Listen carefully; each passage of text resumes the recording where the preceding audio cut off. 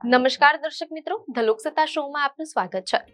કચ્છની ધરતી પરથી એક એવા સમાચાર આવ્યા છે જેણે પર્યાવરણ પ્રેમીઓ અને વન્યજીવ પ્રેમીઓમાં ખુશીની લહેર દોડાવી દીધી છે। વિશ્વ પ્રસિદ્ધ યુનેસ્કો સંસ્થા સાથે જોડાયેલી રામસર કન્વેન્શન દ્વારા કચ્છના બન્ની ઘાસના મેદાનોની કાંધીએ આવેલા છારી ઢંઢને આંતરરાષ્ટ્રીય મહત્વ ધરાવતું વેટલેન્ડ એટલે કે જળપ્લાવિત વિસ્તાર જાહેર કરવામાં આવ્યો છે તેમ અહેવાલોમાં જાણવા મળેલ છે। સ્વિટ્ઝરલેન્ડના ગ્લાન્ડ સિટીમાં વડુ મથક ધરાવતી આ સંસ્થાએ છારી ઢંઢને રામસર સાઇટની યાદીમાં સ્થાન આપીને તેને વૈશ્વિક નકશા પર ચમકાવ્યું છે। આ સાથે જ ગુજરાતમાં હવે રામસર સાઇટ્સની સંખ્યા વધીને 5 થઈ ગઈ છે, જે રાજ્યના પર્યાવરણ સંરક્ષણ માટે એક ઐતિહાસિક સિદ્ધિ સમાન છે। રામસર કન્વેન્શનની તાજેતરની જાહેરાત મુજબ કચ્છના છારી ઢંઢની સાથે ઉત્તર પ્રદેશના ઈટા જિલ્લામાં આવેલા પટણા પક્ષી અભયારણ્યને પણ આ યાદીમાં સામેલ કરવામાં આવ્યું છે। મીડિયા અહેવાલો અનુસાર આ બે નવા સ્થળોના ઉમેરા સાથે હવે ભારતમાં રામસર સાઇટ્સની કુલ સંખ્યા 98 પર પહોંચી ગઈ છે। રામસર સાઇટ તરીકે જાહેર થવાનો અર્થ એ છે કે આ વિસ્તાર હવે માત્ર ભારત માટે જ નહીં પરંતુ સમગ્ર માનવજાત માટે પર્યાવરણીય દ્રષ્ટિએ અત્યંત મહત્વનો છે। રાજ્યના વન અને પર્યાવરણ મંત્રી અર્જુન મોઢવાડિયાએ આ પગલાને વન્યજીવોના સંરક્ષણ માટે માઇલસ્ટોન ગણાવ્યું છે અને જણાવ્યું છે કે મુખ્યમંત્રી ભૂપેન્દ્ર પટેલના નેતૃત્વમાં ઇકોસિસ્ટમને રિસ્ટોર કરવાની કામગીરીનું આ ફળ છે। છારી ઢંઢ એ કચ્છના બન્ની ઘાસિયા મેદાનના પશ્ચિમ છેડે આવેલું એક કુદરતી અને છીછરું સરોવર છે। આ એક સિઝનલ એટલે કે મોસમી વેટલેન્ડ છે। ચોમાસા દરમિયાન આજુબાજુના વિસ્તારોનું પાણી અહીં એકઠું થાય છે અને શિયાળાના અંત સુધી તે જળવાઈ રહે છે।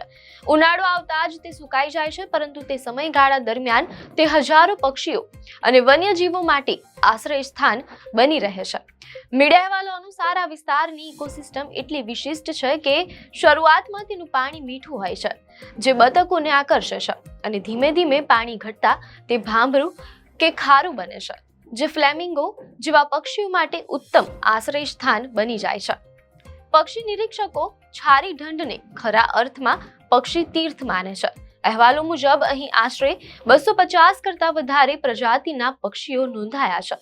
આ ઉપરાંત મધ્ય એશિયાના ઉડ્ડયન માર્ગ પર સ્થિત હોવાથી યુરોપ અને એશિયાના હજારો પક્ષીઓ અહીં શિયાળો ગાળવા આવે છે।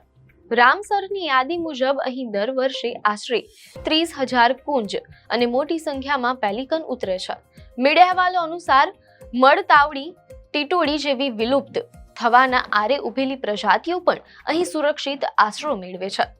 માત્ર પક્ષીઓ જ નહીં પણ છારી ઢંઢ અનેક દુર્લભ વન્યજીવોનું પણ ઘર છે। બન્નીના ઘાસના મેદાનની કાંધીએ હોવાથી અહીં ઘાસની વિવિધ પ્રજાતિઓ પણ વિપુલ પ્રમાણમાં જોવા મળે છે, જે સ્થાનિક માલધારીઓના પશુઓ માટે મુખ્ય ખોરાક પૂરો પાડે છે। છારી ઢંઢની સૌથી મોટી ખાસિયત એ છે કે અહીં વન્ય જીવો અને માણસો વચ્ચે સદીઓ જૂનું સહજીવન છે। અહીંના સ્થાનિક માલધારીઓ અને તેમની ભેંસો તેમજ ખારાઈ ઊંટ છારી ઢંઢમાં પાણી પીવા આવે છે।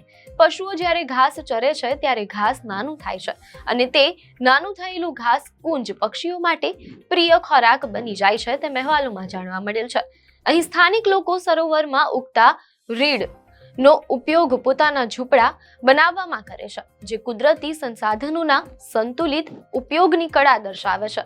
જો કે છારી ઢંઢને આ દરજ્જો અપાવવા પાછળ સ્થાનિક લોકો અને પર્યાવરણવાદીઓનો લાંબો સંઘર્ષ રહ્યો છે। અહેવાલો મુજબ 2008માં તેને ગુજરાતનું પહેલું અને ભારતનું 13મું કોન્ઝર્વેશન રિઝર્વ જાહેર કરવામાં આવ્યું હતું।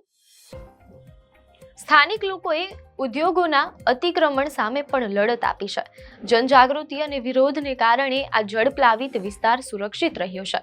રામસર ટેગ મળવાથી હવે આ વિસ્તારમાં ઉદ્યોગોનું દબાણ ઘટશે અને વન્યજીવ સંરક્ષણ વધુ સુદૃઢ બનશે તેવી આશા સેવાઈ રહી છે। રામસર સાઇટ જાહેર થવાથી છારી ઢંઢ હવે આંતરરાષ્ટ્રીય સ્તરે જાણીતું બન્યું છે। આના કારણે ઇકો ટુરિઝમને મોટો વેગ મળશે। દેશ વિદેશના પક્ષી પ્રેમીઓ અને પ્રવાસીઓ અહીં ખેંચાઈ આવશે, જેનાથી સ્થાનિક ગ્રામ પંચાયતો અને લોકોની આવકમાં વધારો થશે। આ ઉપરાંત મીડિયા અહેવાલોમાં જાણવા મળેલ છે કે છારી ઢંઢની નજીક જ બન્નીમાં એશિયાનું સૌથી મોટું ચિત્તા બ્રીડિંગ સેન્ટર બની રહ્યું છે, જે કચ્છના પર્યટનને એક નવી ઊંચાઈ પર લઈ જશે. રામસર ટેગ માત્ર પર્યાવરણીય સુરક્ષા જ નહીં પરંતુ સ્થાનિક સમુદાયના આર્થિક ઉત્થાન માટે પણ ચાવીરૂપ સાબિત થશે. 1971માં ઈરાનના રામસર શહેરમાં થયેલી આ સંધિ મુજબ જે વેટલેન્ડ આ યાદીમાં આવે છે તેની જાળવણી કરવી એ તે દેશની નૈતિક જવાબદારી બની જાય છે. જો વેટલેન્ડની સ્થિતિ કથળે તો તેને યાદીમાંથી કાઢી નાખવાની પણ જોગવાઈ છે તેમ અહેવાલોમાં જાણવા મળેલ છે. છારી ઢંઢ માટે હવે રાજ્ય અને કેન્દ્ર સરકારની જવાબદારી વધી છે કે તેઓ અહીંની જૈવ વિવિધતાને જાળવી રાખે.